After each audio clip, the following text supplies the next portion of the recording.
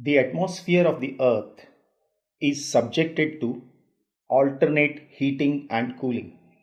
There are different ways of heating and cooling of the atmosphere, and they are: first one, terrestrial radiation; second, conduction; and third is advection. Let us understand them. So, talking about terrestrial radiations. When the Earth's surface, after being heated up by insolation, that is in the form of short waves coming from the sun, it becomes a radiating body. The Earth's surface starts to radiate energy to the atmosphere in the form of long waves. This is what is called terrestrial radiation.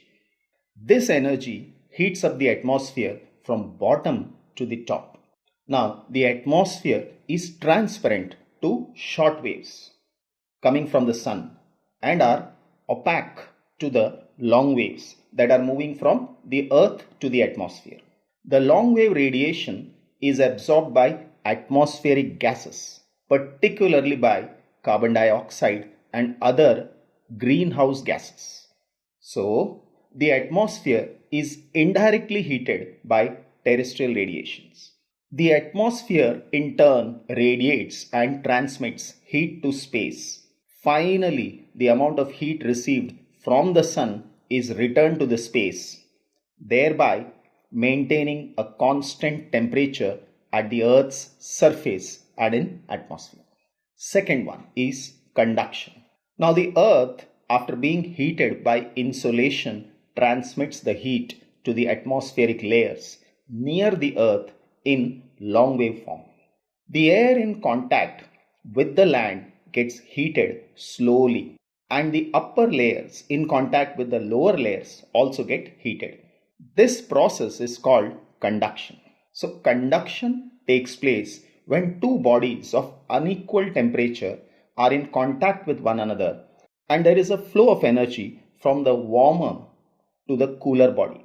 The transfer of heat continues until both the bodies attain the same temperature or the contact is broken. Conduction is important in heating the lower layers of the atmosphere. The air in contact with the earth rises vertically on heating in the form of currents and further transmits the heat of the atmosphere. This process of vertical heating of the atmosphere is called convection. The convective transfer of energy is confined only to the troposphere. That is, it happens only in troposphere. The next one is advection. Supposing I take 2 points, A and B. The temperature at A is high, and so the pressure will be low. And say another point B, the temperature is relatively less, and so the pressure is high. Wind always moves from a high pressure area towards a low pressure area. So there is transfer of heat through horizontal movement of air, and this is what is called advection. So horizontal movement of air is relatively more important than vertical movement. In middle latitudes, mostly the diurnal range of temperature is high. When I say diurnal, that is the difference in the temperature of day and night here.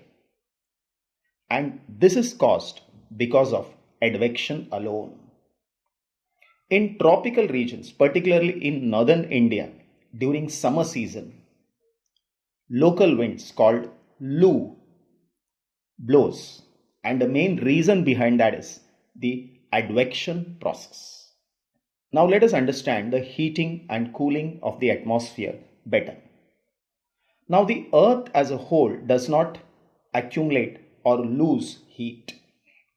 It maintains its temperature. This can happen only if the amount of heat received in the form of insolation from the sun equals the amount lost by the earth through terrestrial radiation. Actually, when this happens, it is called heat budget. Consider that the insolation received at the top of the atmosphere is 100%. While passing through the atmosphere, some amount of energy is reflected, scattered, and absorbed. Only the remaining part reaches the Earth's surface. Roughly 35 units are reflected back to space even before reaching the Earth's surface. Out of these, 27 units are reflected back from the top of the clouds, 2 units from the snow and ice covered areas of the Earth. The reflected amount of radiation is called albedo of the Earth. Now, what is albedo?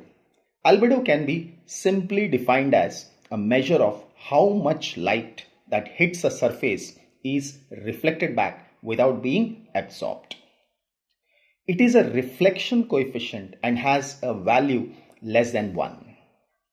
When the solar radiation passes through the atmosphere, some amount of it is reflected, scattered and absorbed. The reflected amount of radiation is called the albedo of the Earth. The value of albedo will be different for different surfaces.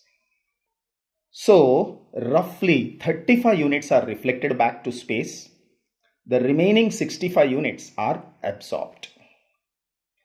14 units within the atmosphere and 51 units by the Earth's surface. Now, the Earth radiates back 51 units in the form of terrestrial radiation. This happens during night. Out of these, 17 units are radiated to space directly and the remaining 34 units are absorbed by the atmosphere.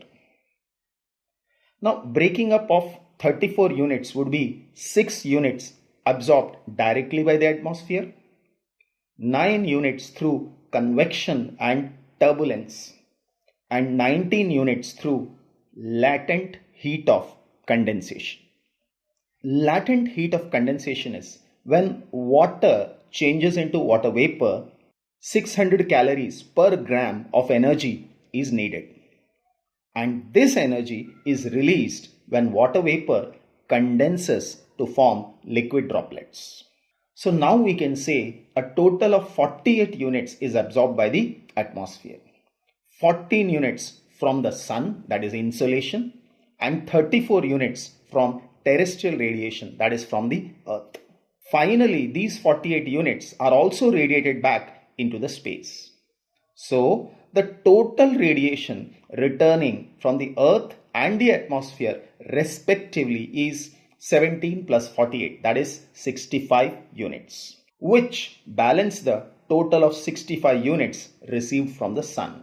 This is termed as heat budget or heat balance of the Earth.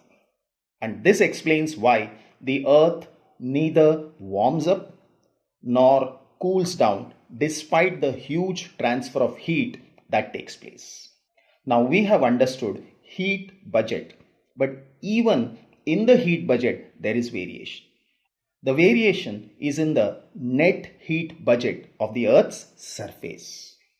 Now, as explained earlier, there are variation in the amount of radiation received at the Earth's surface. This is because of the spherical nature of the Earth. Some part of the Earth has surplus radiation balance, while the other part has deficient. Now, look at the figure. It depicts the latitudinal variation in the net radiation balance of the Earth's atmospheric system.